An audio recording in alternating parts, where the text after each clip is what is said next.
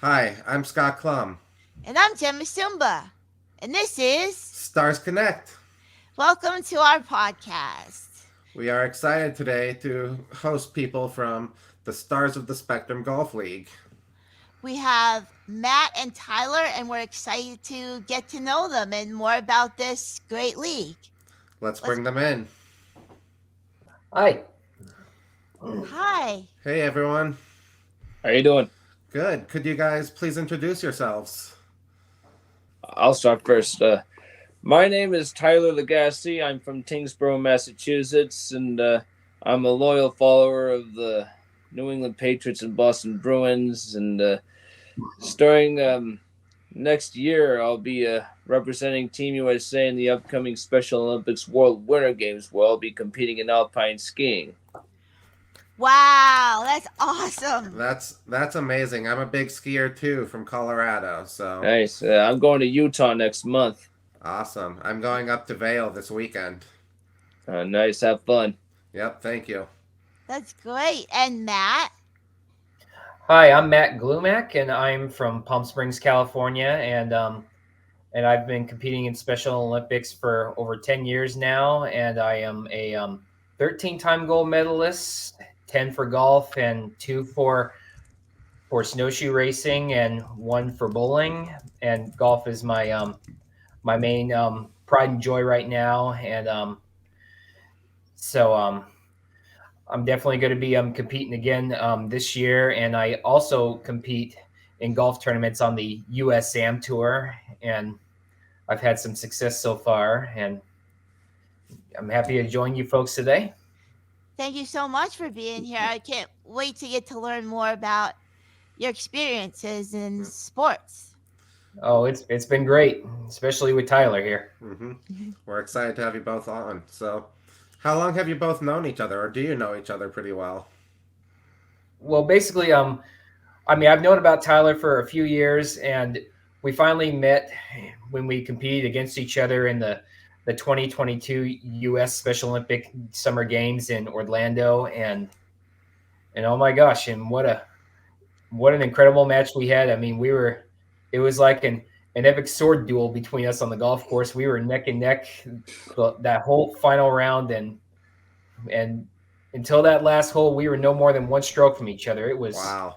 Wow. it was an epic duel, and it was just, it was definitely the most fun round of competition that I've ever had, win or lose. And knowing that Tyler, that he had competed 3 times before, but always came up short in second, and finally, with a couple of mental errors I made, he was finally able to clinch his first victory in the USA Games, and it was something else. And I keep telling him that enjoy it, because I'm coming after him next time.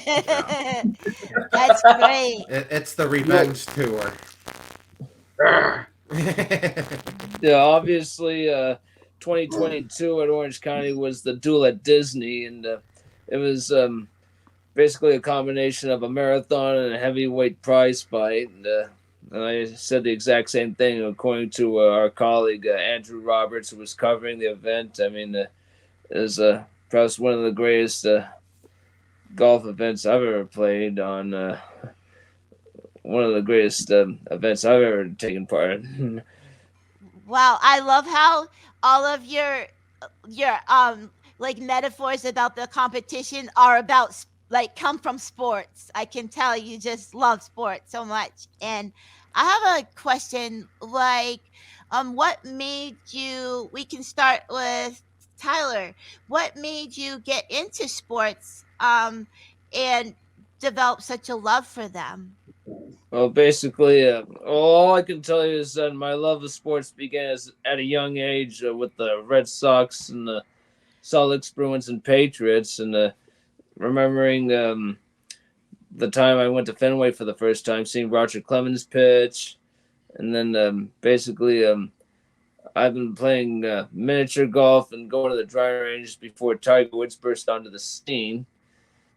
And then I had a babysitter, which basically got me into golf, got me into playing the real thing. And he would take me to a place where he was a member, And years later, I would be competing in Special Olympics in golf, where I would win my first state title at 19 years old in the year 2006, and I would compete in national events starting in 2008 in Florida for the NIT, and in 2010 for the USA Games in Nebraska. That's excellent. You're quite accomplished. And I have a follow-up question, but first I'd like to hear Matt. So tell us about your experience with sports. Well, basically, I've been interested in a lot of sports. I'm not sure when it really started, really when it came to various different sports, but I've always loved sports like baseball and golf and bowling too. And so basically, like I was diagnosed with autism when I was 4, and basically, even at that time, I still, I've seen golf clubs and stuff, and there's even I have a picture of me when I was about 1.5, 2 years, about 2 years old actually, with a golf club, even though I wasn't hitting them or anything. And finally, when I was 5 years old, I was this was a year after my diagnosis, and I was in preschool, and I was kind of struggling, and that's kind of when they thought like maybe he has something, and then they ran the test on me, and so, but I'm gonna let that go. So I was 5, and my dad was at work, and he drove cement mixers for a living, and I was just like, I was kind of like a little curious George. I was just kind of just looking through like these VHS tapes right below our TV, and I just pulled one out, and it was a golf instructional video by the name of Bob Mann's Automatic Golf, and I just kind of just put it in, and I'm just starting to watch it and stuff. And then, I mean, I don't remember exactly in this case, but according to my dad, that when he got home that day, I was in the front yard with his persimmon woods, and I'm swinging and trying to hit these little wiffle balls, the little plastic balls. Yep.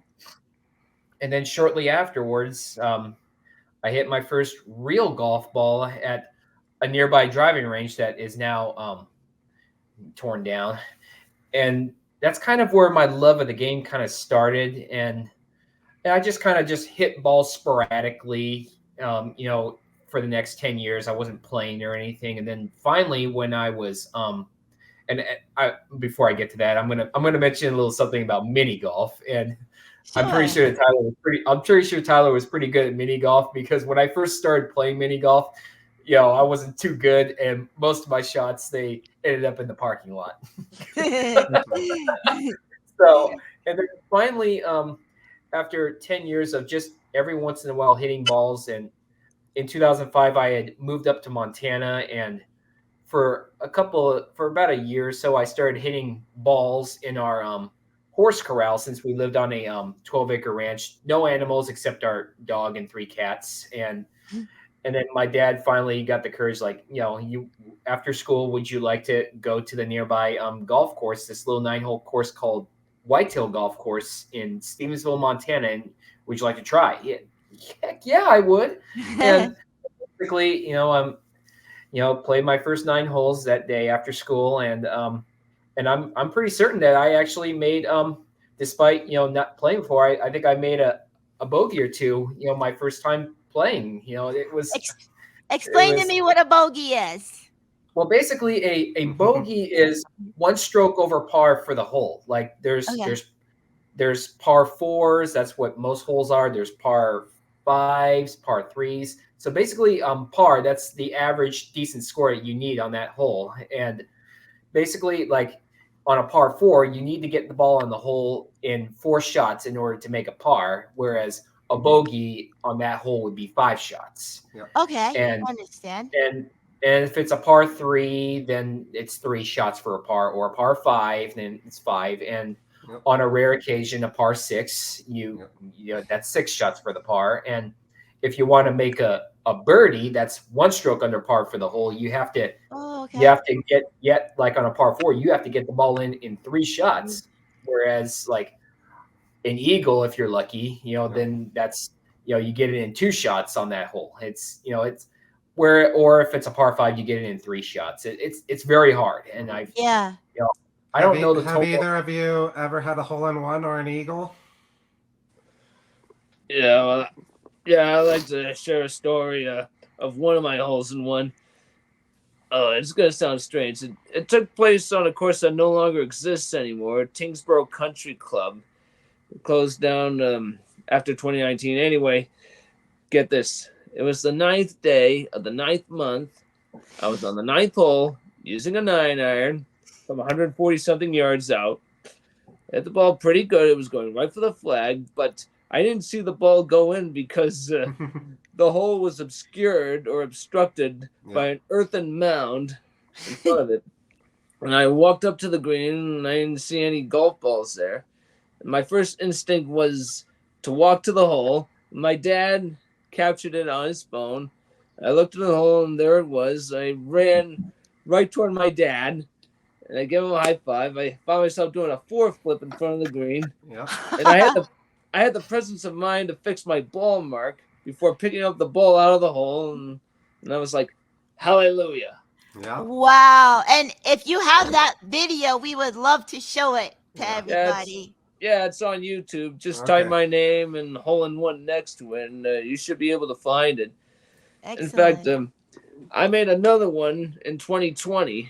It was on a course, the second hole of Nabnasset Lake Country Club. I became a member there a few years prior. Anyway, once again, I couldn't see the ball go in the hole because it was uphill, and basically, thankfully, there were a few golfers ahead of me. They were about to tee off, which is basically walking distance from the green, and I noticed they were like howling, like woo, woo, and I have video of it. If you can bear with me. We'd love for you to send it to us so we can put it. We'll add it after. Yeah, that'd be great. Yeah. Appreciate it. Go ahead. No, go ahead, Jennifer. Oh, I was gonna ask Scott. I know you're also a golfer and great at bowling and all those games. Have you ever had a hole in one or an eagle? I've had 2 hole in ones. One was on a shorter par 3, and that was my first one back in like 2005, I think.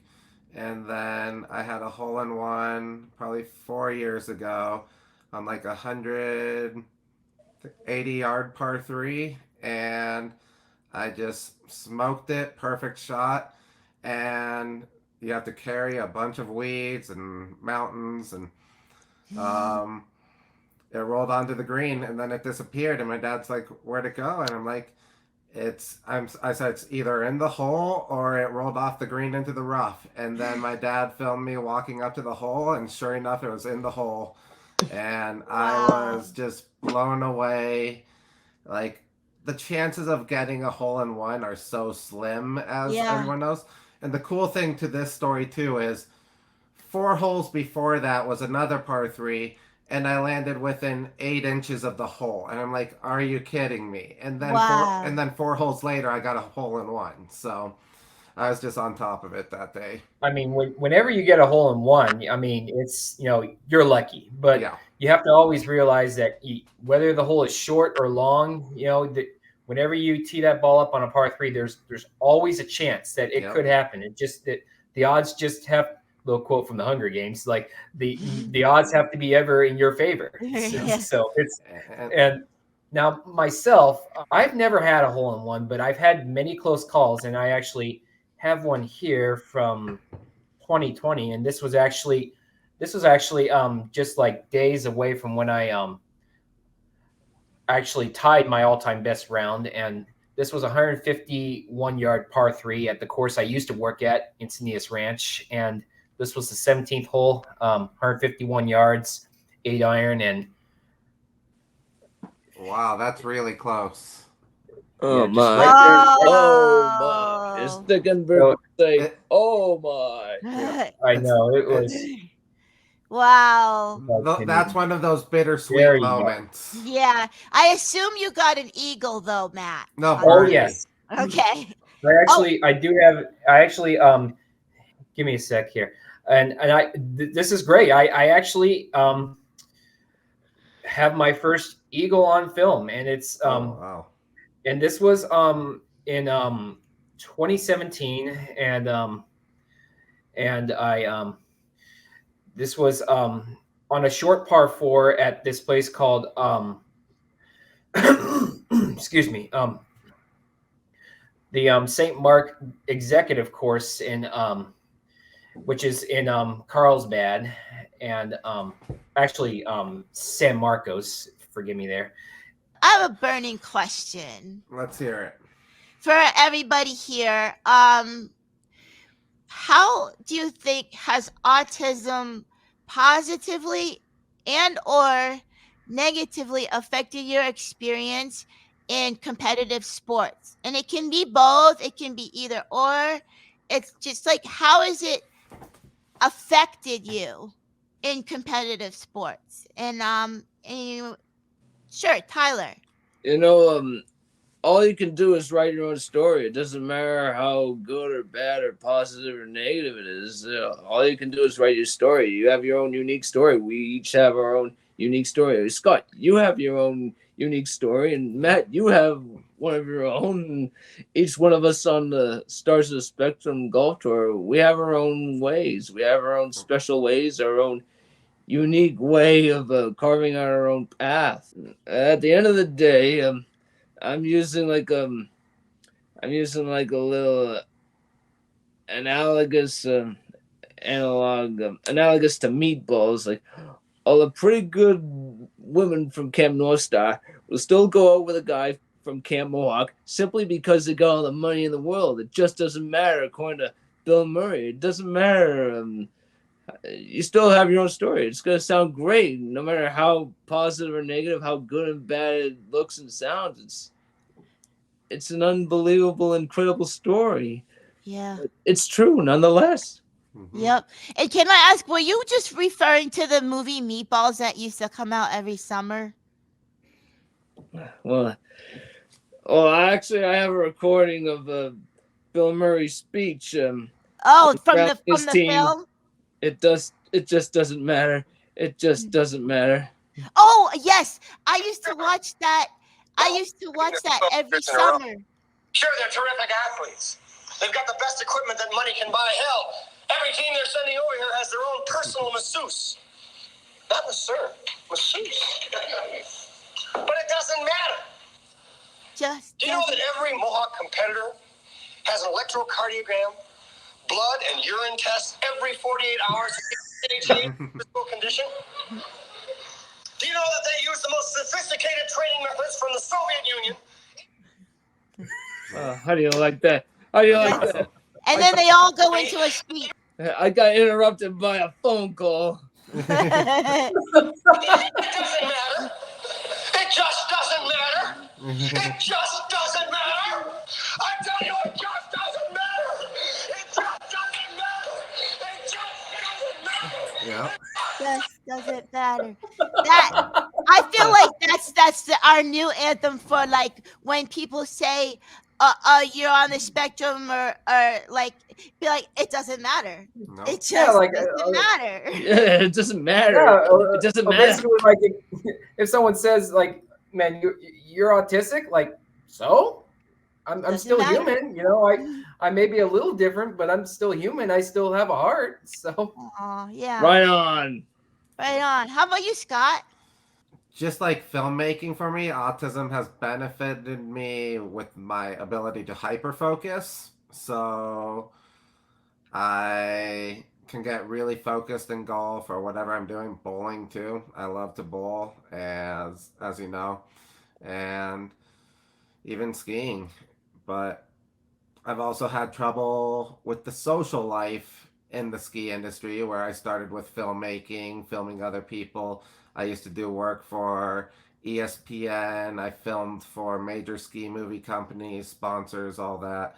but the social piece was always really difficult. But now I found my way in just, I think for me, where I benefit most is more individual sports, and team sports can be a little more difficult on the spectrum. Let's talk about the stars of the spectrum, because I know you came in second place this last tournament, right? Yeah, that's correct. It was at the Ritz Carlton. I mean, it's not often that I got to that. It's not often that I get to golf at a place where Tiger and his son played at the PNC just weeks prior, and right, like a week really before. nice. I was just off my game, and I had trouble finding the fairway. But my MVP was my putter, which basically drove me to first in putting, and I was lucky enough to win the long drive.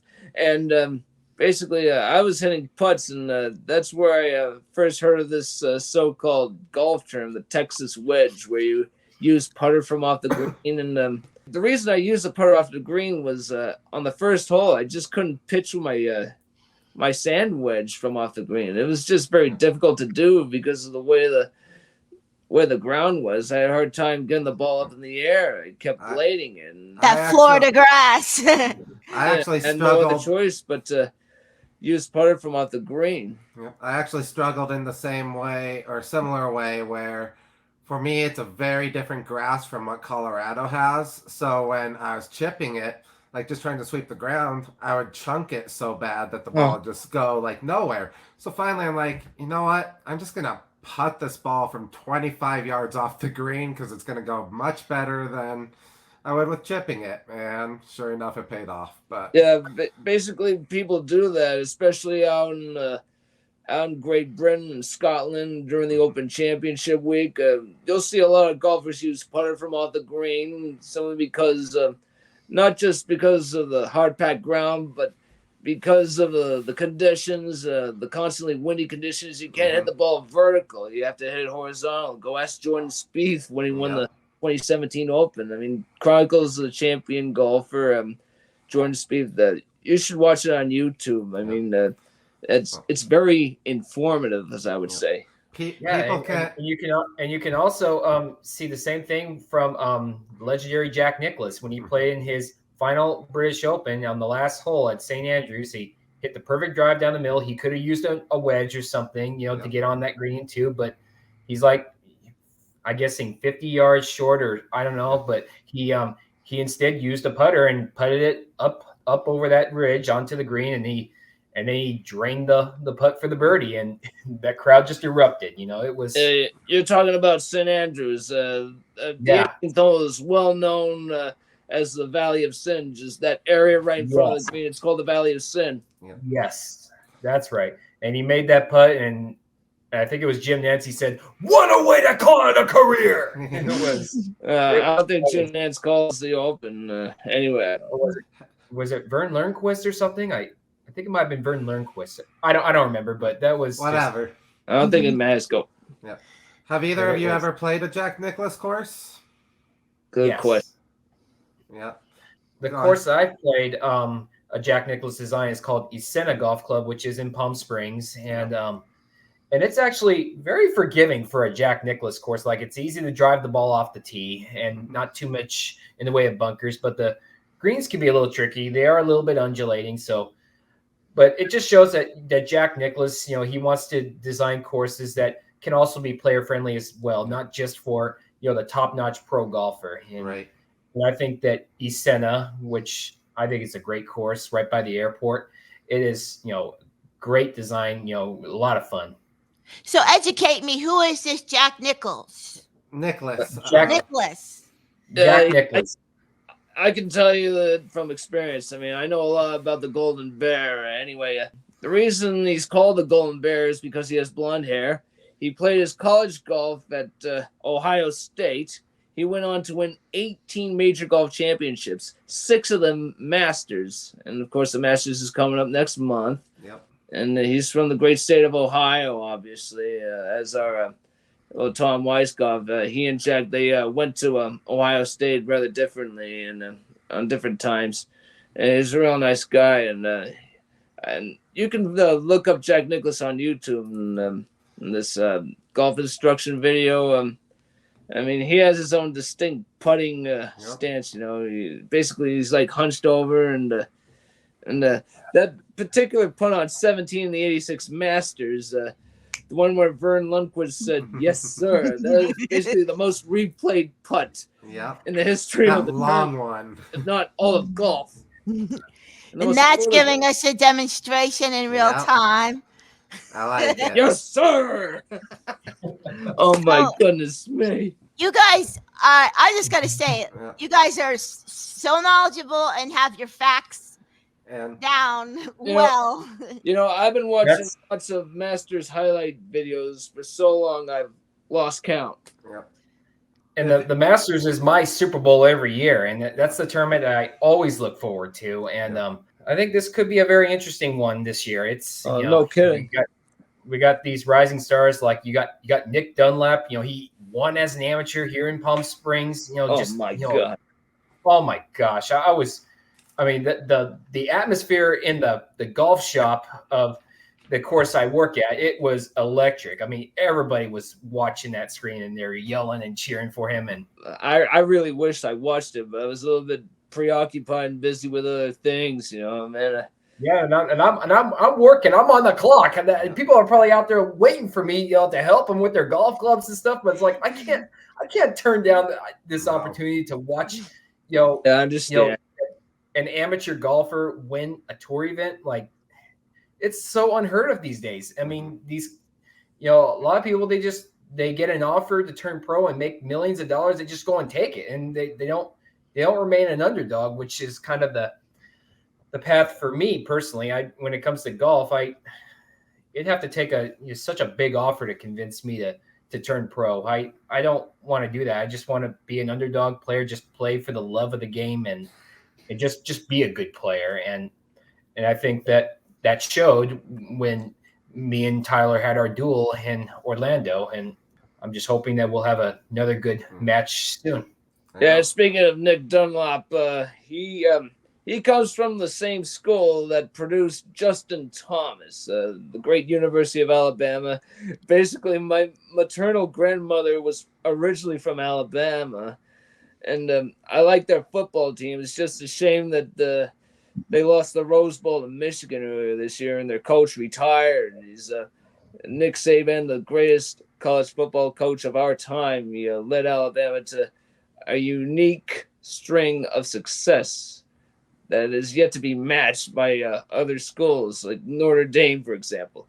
Anyway, that Nick Dunlop's got a bright future as long as he keeps his head, as long as he maintains focus. And I read an article about him while I was at the dentist office earlier this morning in Golf Digest, I think. Anyway, he's got a unique way to approach the game. Just oh man, I forget. I mean, we're just too busy talking. I've forgotten. That's okay. You guys have given us a lot of facts. And I actually spoke to Nick's mother, on social media, and she was just so proud of her son, and I just it was nice to be able to talk to her and stuff, but I don't know why he decided to turn pro right off the bat. Like you should maybe finish your schooling. You should finish college and I mean, you're such a good player. Like you just think about it. No amateur has ever won the Masters. Like it could have been him, but we'll see. Well, I can't speak for him, but he's following his heart, and I respect that. And I mean, I don't think he feels that he has anything left to prove in the amateur level. So I understand his reasons for turning pro. He's got a lot to learn. He's young. He's 20 years old. He's got a lot to learn. He's got to learn from the best. He's got to trust himself. He has to have faith and belief in his abilities. He has to have a belief in his ability to get the job done. Well, let's hear about each of your golf dreams and golf goals and like what you're reaching for. Tyler? Basically, I'm a member of Namnasset Lake Country Club, which is located 10 or 15 minutes from my home in Tingsboro. It's located on a place called Westford, and the reason I joined NASA is because I want to compete in the Lowell City Golf Tournament. It's a big deal. It's like the city of Lowell's answer to the Masters, U.S. Open. It's a huge deal over there, and I was lucky enough to qualify for 3 city tournaments, and most recently last year. I have to qualify just to make it to the cities. I mean, each golfer, they're like 4 different clubs. Golfers have to come from 4 different clubs: Nabnasset, Mount Pleasant, Longmeadow, and Vesper, which just happens to be 3 minutes from my home in Tingsboro. The top 12 golfers from each of those clubs can qualify in the Lowell City Tournament. That's why I joined Nabnasset, is to compete in the cities. And last year, in the second round, on a gloomy day, just similar to this one today, I shot a 32 on the front 9, 3 strokes under par, 4 birdies on the first 7 holes. I ended up shooting a 71, which is more than good enough for me to qualify for the cities. And I think the 32 was my personal best in 9 holes. My lowest recorded round of golf in 9 holes. That's excellent. How about you, Matt? Well, I first want to touch base and say that, my personal best for 9 holes, I've actually done it, I think I think I did it on 1 occasion, maybe 2. I don't remember exactly because I played so many rounds. My best 9-hole score is also 32, but it's but by the way that Tyler was describing, it sounds like a par 35 9-hole. Yeah, this was definitely. actually this was a par 36 9-hole, and it was 18 holes, for a round, but it was just my best 9 holes, and that was 4 under, and I just kind of went on a birdie streak just like he did, but. Sorry about that, Tyler. I could have shot 31 if I hadn't made bogey on 8. Yep. Sometimes it's just one stroke that makes a difference. I would have easily broken 70 and 18 if I hadn't shot that 39. If I did just slightly better, if I just kept my foot on the gas. But I was just happy enough to get to the cities. I mean, my goal is just to get to the cities, not to shoot my best round ever. I have an observation, and that is, I feel like Matt and Tyler, you guys could have like your own golf channel, because the way you love the game and talk about it with so much passion, it's like, I don't know. I've never been interested in golf. Sorry, I just never. I do have my own golf channel. Wait, you do? Yes, it's on YouTube, and well, I have not made any videos for updated it for a while, so sorry about that. But I will get to it eventually. It's Matt Glumac, the autistic golfer, and I'll show it right here. Oh, that's awesome! I'll try and make a note of it. Very cool. We'll make sure to share it in the show notes. Yeah, we'll share. So I mean, it's kind of during a hiatus right now, because I'm working, I'm trying to make a living for myself, and it's been hard to because I'm working 5, sometimes 6 days a week, and to do the editing and stuff, and and on top of that, I'm working on a non-golf related project right now, and I'm not going to get too much into it because I don't want anyone watching to take my ideas for themselves, but basically so I'm not going to mention the show that the proposal is for or anything. Yeah, be very general. But like basically, I'm designing a couple of cartoon characters, and I'm still in the process of designing another one, and I'll write a story plot and stuff, and I'm not an actor. I'm not an animator for a living, but sometimes I look at a series, and I'm just usually, like, when it comes to children's series, usually I just toss them out the window. Like, whatever.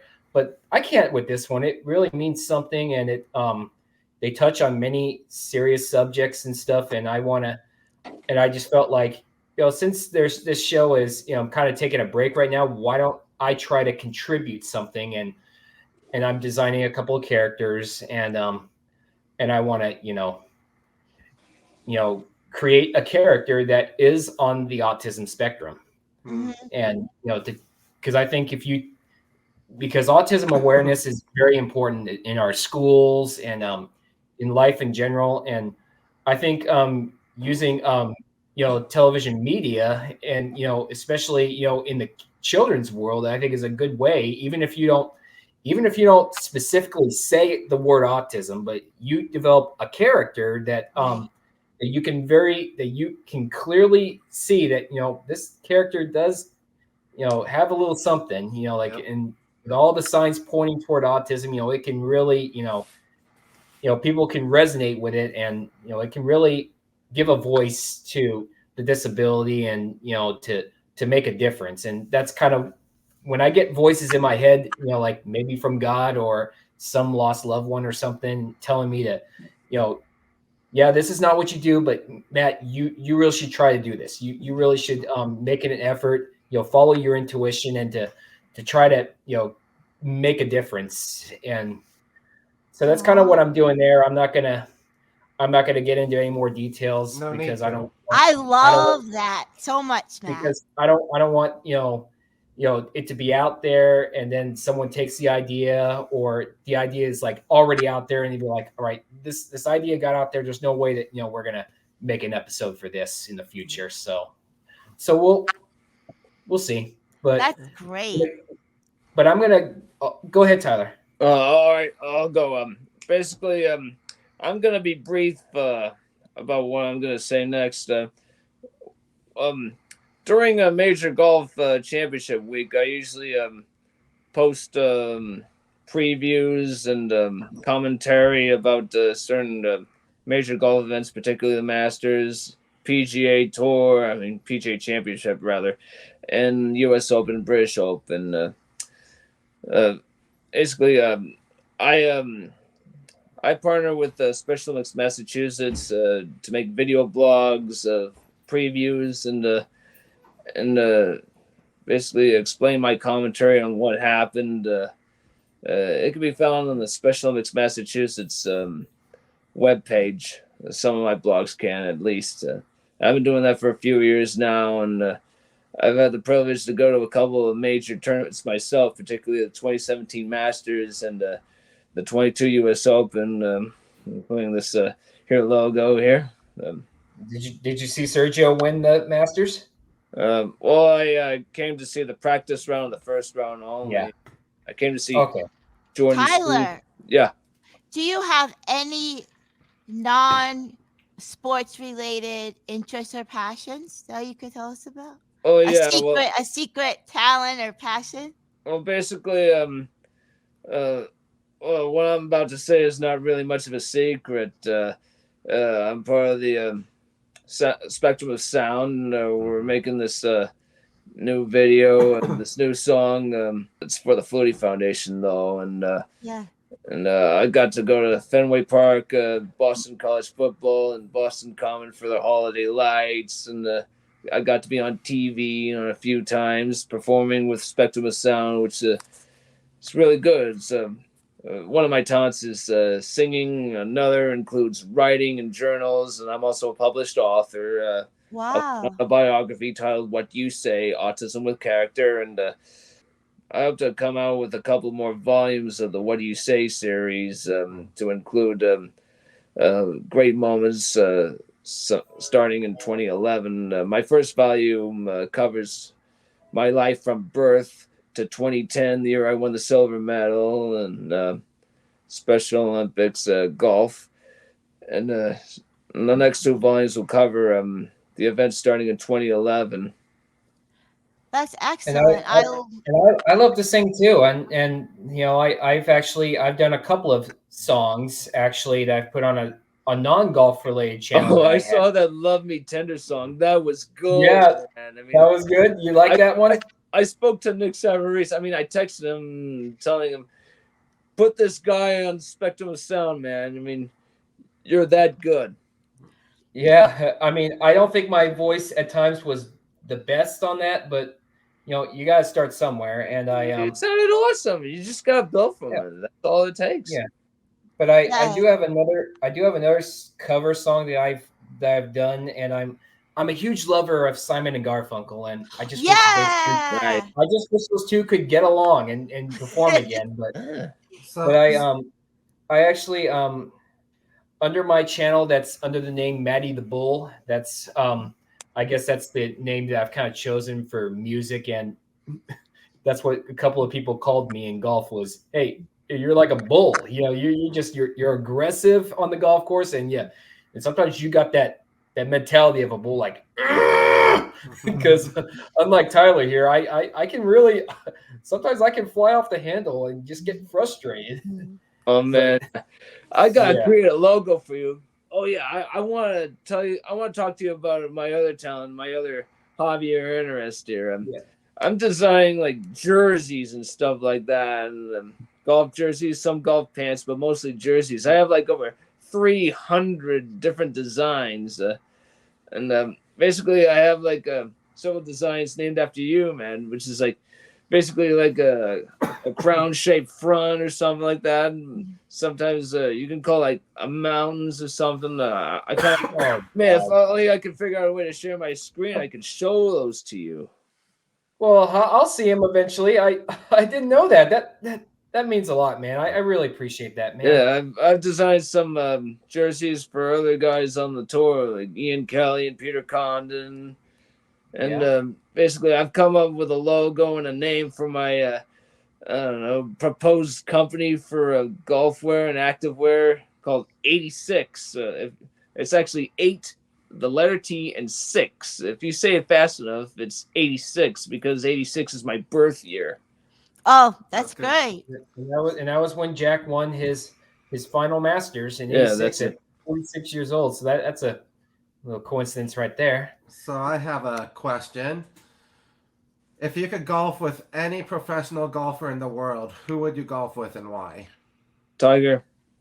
Yeah, he's the best, and he's basically changed the history of golf as we know it, and with everything. He's allowed allowed everybody to take the game of golf, take to the game of golf, as I would say. And he's brought it all around the world the way Palmer did in his prime, the way Nicklaus did in his prime. And golf is basically an international sport, the way soccer is an international sport, Yeah. the way basketball is an international sport, because it's played all around the world. Yep. What about you, Matt? If I had to play with any golfer, I mean, I got so many out there that I could choose from. But when it comes to like someone who's their prime was many years ago, it would be Jack Nicklaus. I mean, Yep. maybe not to play with him, but because he's 84 now, he doesn't play anymore. But if I could just play around and have him watch me and give me a few pointers afterwards, and if he could tell me the potential that I have, or if that would mean something just to talk to him and just hit a ball in front of him at least. Now, when it comes to someone who's competing today, if I had to golf with anyone, it would be Phil Mickelson because I'm Right. friends with a cousin of his, and I know that he left the PGA and went to live, but I still love the guy for who he is still, and I'm friends with a member of his family, so I do have a little personal insight there, and that he really actually is a great guy, but he likes a lot of privacy. But basically, if I had to play golf with anyone, it would be Jack Nicklaus or Phil Mickelson. Awesome. I've got a pretty cool sports story that I bet you two would appreciate. Early 2000s, Colorado was having the NHL All-Star game, and my friend's family owned a sports bar right next to the Pepsi Center at the time. And so we went to the NHL convention and walked around the booths and stuff, and then came back and had dinner at the restaurant. And then my friend's dad was like, I want you guys to follow me upstairs in his sports bar. So I go up like 3 floors into his office. he opens the door, and right there is Wayne Gretzky in front. He pulls us into a private room with Wayne Gretzky, and we had like a 10 to 15-minute conversation with Wayne Gretzky, and he autographed our jerseys and everything, and it was just pretty mind-blowing. That's amazing. Yeah. Yeah, I want to tell you my favorite sports story. I mean, it was 2012. Obviously, nothing tops that. I got invited to this AT&T National, which was hosted by Tiger Woods. It was June 27, 2012. I was golfing with Gary Woodland, and we were 10 minutes. We started 10 minutes after Tiger teed off on the 10th. And then on the 18th hole, I made my birdie, and one of the caddies said, "You beat the pro." And then 2 holes after that, Gary Woodland makes a hole-in-one, 230 yards, left to right fade, 2-iron, I think. It was like, no way, and it goes in. And thanks to our exploits, we wound up finishing 3rd in the Pro-Am. Wow. Later in the day, I get invited to this private cocktail party at Congressional. It has this massive mansion, big enough to fit bowling alleys, swimming pools, what have you. And in comes Tiger Woods. I got him to sign one of my hats. I wished him the best. I wished him good luck. And basically, someone whispered into his ear that I finished 3rd in the Pro-Am. You know what Tiger Woods said to me? He said, "Congratulations." I'm like, whoa. When someone as big a name as Tiger Woods comes up to you and says something like that, you know you did something special. And Tiger went on to win the AT&T National a few days later. There you go. That's awesome. That's a great story right there. Thanks. Well, if either of you are ever in Colorado, let me know, because my family and we belong to a golf course called Cordillera, and one of the courses is a Jack Nicklaus. So, well, if I'm around there, I'll definitely hit you up on that. Yeah, but it's been a long time since I was in Colorado. I don't get out there like I was in Colorado once in 2010, but I wasn't supposed to be there. We were gonna fly out from Lincoln, Nebraska at the end of the USA games, and from there we're supposed to go to Chicago, but bad weather basically canceled our flights. So my team had to book a flight somehow to get to Boston. So our connecting flight was Denver of all places. Yep. And from there we flew to Boston. That's awesome. So yeah, at this course we have a Tom Fazio course, a Hale Irwin, a Jack Nicklaus, and a Dave Peltz course. So it's 4 courses.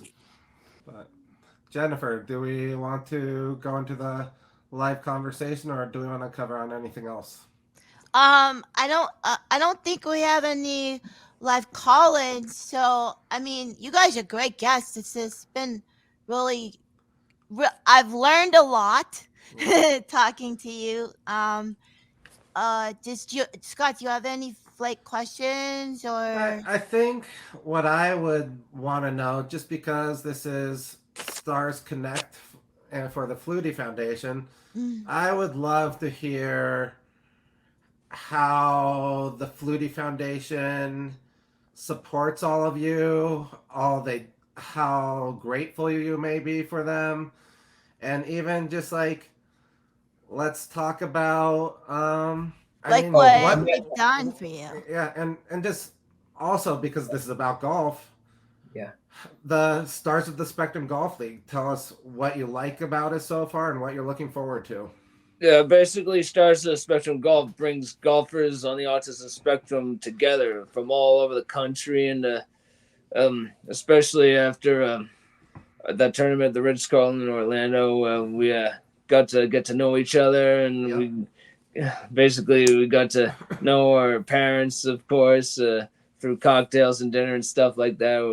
We always have great times being together, talking about things, and being around the golf course, and it allows us. It gives us a competitive outlet to compete against our peers, not just our backgrounds, but our experiences. It allows ourselves to prove to ourselves. Basically, it's opened up greater opportunities to play golf and meet new people, and hopefully this is a start of something special. And I believe the start of golf it is because I got a lot of good players down here that I really think would be great on the league, and that's why I'm trying to recruit them. And I don't remember his name, but we have one that just joined the team that we're creating here in Palm Springs, and oh my gosh, this kid is actually pretty good. I've never played with him, but I think that he could really give a good match, and so we'll see how that goes. But basically, I think that really what inspired the creation of the Stars of the Spectrum Golf League was just the incredible match that me and Tyler and Peter Condon had in the USA Games, because we were just so close to each other, and I think that's kind of where a little bit of the inspiration for the creation came from. I mean, Tyler, wouldn't you agree with that? Yeah, I agree. This tournament really put us on the map. I mean, in the second round, before I got to go with you, I was paired up with Tallahassee, Florida's Ian Kelly, on one of the par 5 holes. I think it was the 4th. Anyway, I was off the green, and I found myself pitching my way on, made an eagle, and basically Ian had his turn, and he made his eagle from off the green, and you should see Nick Savarese's reaction. He was jumping up and down, man. And I was embrace, I know I was putting on the 5th hole, and it has that big dip in the middle of the green, and I'm trying to putt uphill. I'm gonna try to see if I can get a birdie or just to get a par, and I hear this loud roar, and that was when you chipped in, and I'm like, I gotta refocus, and so I hit my ball, and I'm gonna go and tap this thing, and then I hear another roar. It was, I mean, I wish I could have seen it, but I heard those reactions. I'm like, yep, those are eagle roars right there. It was What I love is the competitive nature, but also the friendship between you two. Like there's really friendly competition. Yeah. Because we're competing against each other, but we both are on the autism spectrum. We're competitors. We're friendly rivals, but we're both people as well. We're good friends. It's I think it's always better, when your closest competitor, has a good relationship with you, because then sometimes you're not really thinking about, winning the whole event. You're just thinking about just trying to beat your friend, stuff like that, a little friendly competition that way. And I think that's what Jack Nicklaus and Arnold Palmer had. I mean, when they were playing in tournaments, they were just trying to beat each other. They weren't trying to win the tournament at that moment. They're just trying to, beat each other as friends. And I think that's where our relationship is with golf if we're playing together. Yeah, you can't say better at all. Go ahead. Yeah, because our handicap indexes are very similar, so there's always going to be that potential of a very close head-to-head match. About this tour is you gotta play good, you gotta look good. I mean, there's this kid named Carter Bonus from South Florida. He has his own golf apparel company called Carter's Spectrum or something. Carter's Golf Spectrum. I don't know. Yeah, I got to play with Carter. He's got something. I mean, he's really inspiring me to design shirts and stuff like that. And I mean, I really love his polos. I really love his pants. But I just for the sake of honesty, I think he should really expand. Like use his imagination. I mean, he's got the foundation there, the pants and the shirts and the hats down. I mean, I really like him very much, but I think all he needs to do is put his imagination to good use. And could be like and that's what I do on the golf course sometimes, and that's what I'm doing with the animation stuff that I'm doing on my PC. So you gotta imagination is one thing that everybody needs to have, whether they're kids or adults, because imagination can really, it can really, lead you on a track to, something special. Well, Jennifer and I certainly have imagination and creativity. She's a very talented musician and writer, and I'm an award-winning filmmaker. So he's a very talented filmmaker. Thank you, Jennifer. Yeah, I agree. So you guys, I think this is a good place to wrap up. You have been amazing guests.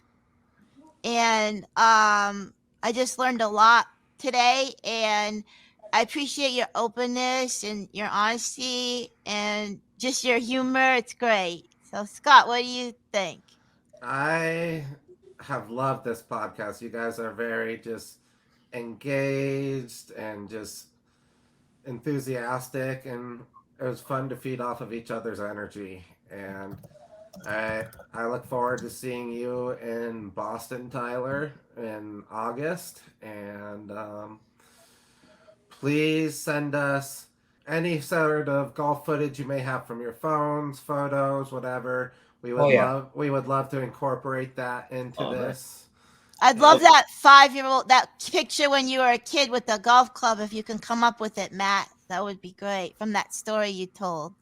Oh, If you, I don't know where that is right now, oh, it's unfortunately. okay. But I do have you know, the video of me making my very first eagle, and Yeah. hopefully Tyler gets his video of with his hole in one. That Yeah, be great. I got it right here, man. I wish we could talk more. Yep, me Yeah. too. Yeah. Oh my God. Wow. There it is. Yeah. Oh, we saw it, man. Well done, man. Yeah, thank you very much. Appreciate it. Oh my God, I made it a hole in one. Thank you very much. That's great. Look at that, right there. Oh my God. Right there, I can't believe it happened. Yeah, that was Thanks still so the much. COVID year, man. But what the heck? Oh yeah. I love it. I love it. Thank you very much. Appreciate it. Hey, we Look got at that. That's great. And Man, here, I wish we could talk some more, man. I mean, I had so much Here's- fun talking to you. I mean, we have like so much to get off, like the Full Swing Netflix thing. I mean, man, you and I ought to be on it. I mean, Yep. you watch Full Swing? I do. It's a really awesome show. You know, I saw like a couple episodes, particularly Keegan Bradley when he got snubbed for the Ryder Cup team. I was obviously disappointed. Yep. yeah. Here's my my first eagle right here. Let's see it. Woo! Look at that swing. Wow. That ball was tattooed, man.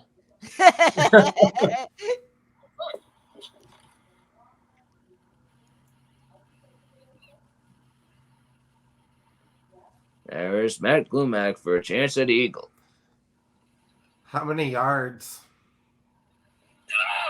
yeah. Wow. Beautiful putt by Glumac. Woo! I sound like Love Frank it. Faber. God love him.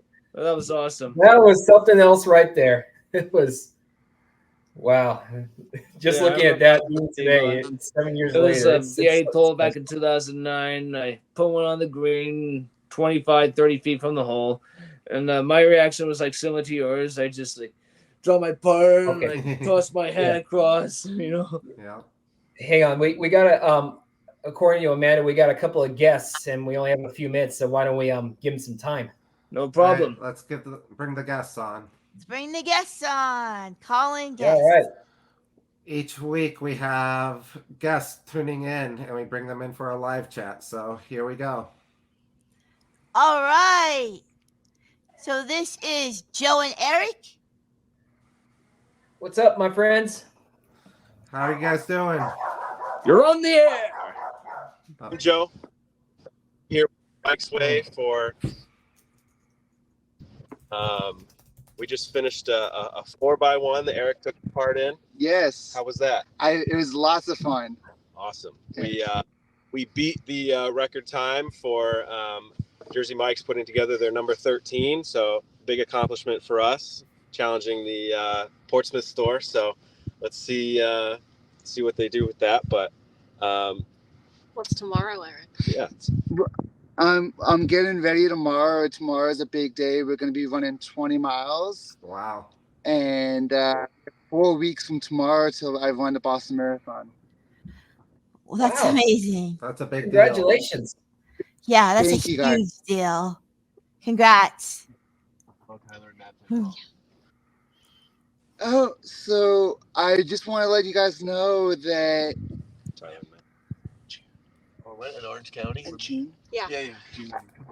I just want to let you guys know that I remember seeing Tyler Matt. and Matt playing golf, and it was like a lot of fun seeing you guys. You guys are amazing. Thank you. Oh, thank you so much, man. It's so great Like, to were you, have you. so you watched our match down in Orlando? Yes, yes. Nice. I was walking with you and Nick for I spent one whole day walking with you guys. Yes, it was a blast. You guys are amazing. That's awesome. Thank you. Thanks. And so I'm getting ready to run the Boston Marathon, and like I said, in 4 weeks, are you guys getting ready to do anything coming up in the next month or in the summer coming up? What was that? Am I doing anything? Are you guys doing any golf tournaments or anything coming up? There's talk about some kind of challenge for the Floyd Foundation between now and the end of April, and but I'm not just gonna do golfing. I'm gonna do skiing next month. I'll be training with the Team USA that's gonna compete in the World Winter Games next year in Italy. Wow. Okay. How about you, Matt? Well, I've been playing in a few tournaments on the USAM tour in the Palm Springs area, and I've won two of them. I've not for the whole field, but these were in my handicap flight, and I'm in the player flight, and I've had two victories. I played one last week and got third. I'm probably going to play a couple more in the next month, I would think, but for the most part, though, because I'm working on my animation and I'm going to be doing, writing a story plot for, for a proposed episode for a kids show that, I'm not going to get into detail, but like I'm kind of putting golf for the most part on the back burner, but I'm still playing. I'll still compete. I'm just not going to be quite as busy as I was golfing for the time being, but we'll see. I think I'm going to play a tournament or two next month on the USAM tour. So I'll definitely keep the Doug Fleet Foundation updated about that and how I do. So that's my plans pretty much for the coming month or two. That's awesome. We wanted to thank you guys for having us on. We are off to do some more training and hit the road here. Jennifer, it's good to see you as always. Nice to hear about all the great things happening in the golf world, guys. Eric, anything you want to say? Like Joe just said, thank you for having us on, and we're gonna go do some training, and I'm excited to hear all about your stuff that's happening in your world and your lives. Thank you so much for Thank you for joining. coming on. And congratulations for the Boston Marathon. Well done. That's gonna be Well huge. done.